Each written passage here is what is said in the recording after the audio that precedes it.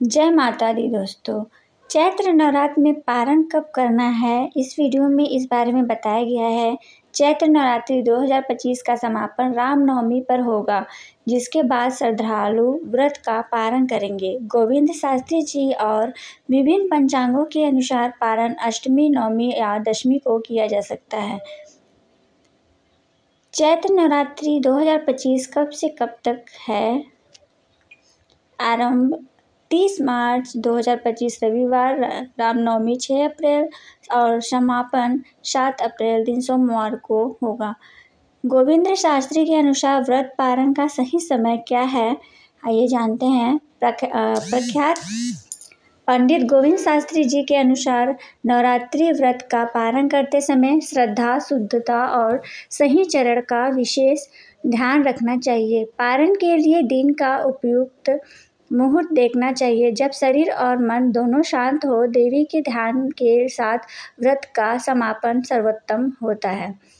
जो श्रद्धालु पूरे 9 दिन का व्रत रखते हैं उन्हें नवमी तिथि में पारण कर हो तो चतुर्थ चरण का समय उत्तम माना गया है। विशेष पारण मुहूर्त 6 अप्रैल 2025 को शाम 5:36 से 6:15 के बीच होगा।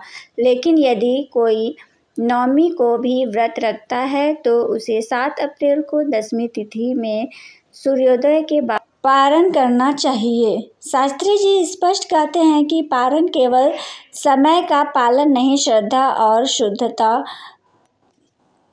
का भी विषय है। अन्य पंचांगों के अनुसार पारण की मान्यताएं व्रत पारण नवमी की पूर्णता के बाद यानी दशमी तिथि में किया जाना उत्तम है। यह विशेष रूप से उन श्रद्धालुओं के पर लागू होता है जो 9 दिन निरंतर व्रत रखते हैं।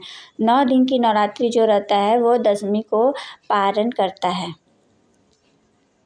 पंचांग आधारित तिथियां: नवमी तिथि प्रारंभ 5 अप्रैल 2025 दिन शनिवार शाम 7:26 से शुरू प्रारंभ है।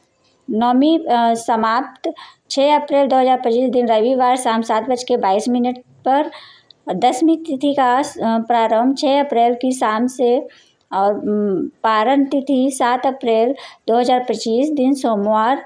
पारण का शुभ समय सुबह 6:04 के बाद है।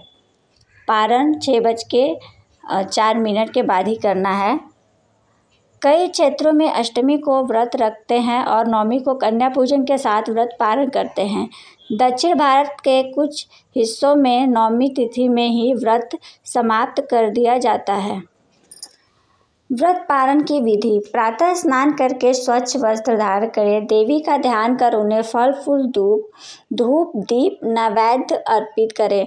घर में कन्या पूजन करें और उन्हें भोजन कराएं व दक्षिणा दें। पारण के समय शांत, एकाग्र और सात्विक मन रखें। पारण के बाद देवी से कृतज्ञता और आशीर्वाद प्राप्त करें।